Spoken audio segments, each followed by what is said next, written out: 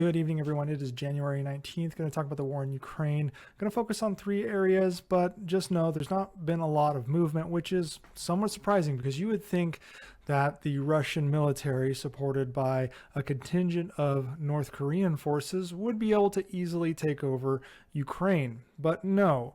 The incompetence continues to run rampant in Russia as they continue their meat waves.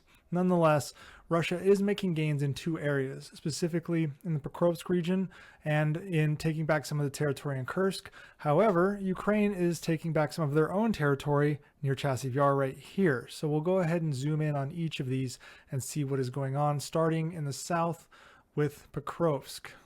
Now, zooming in on Pokrovsk, we see probably the biggest issue right now the Ukrainians are facing involves this highway that is right here. The Russians have taken this highway. This is the 407 highway, and now this has been cut off for access for Ukraine to use as a corridor exiting and entering Pokrovsk. Now, the E50 is still intact, which is the main highway to supply Pokrovsk, but this acting as a logistics hub to spoke out potentially to smaller battlefield locations has been taken offline because of this issue where the Russians have taken this road.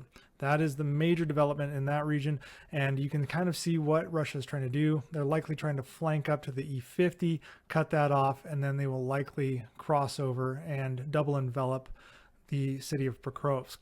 Now let's move up to Chivar, where Ukraine has been making their gains.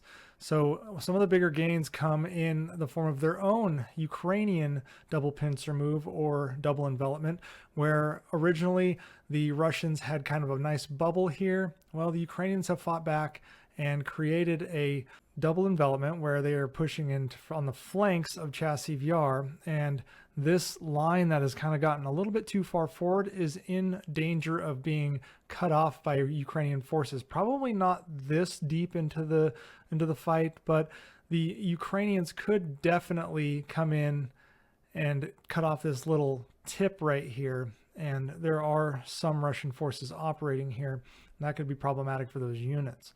Now, moving on up to Kursk, we saw movements by the Russians as they've pushed heavily against the Ukrainians to try to retake a lot of territory. They're using a contingent of North Koreans in this area, some 10 to 15,000, of which South Korea has assessed that by April they probably will be wiped out.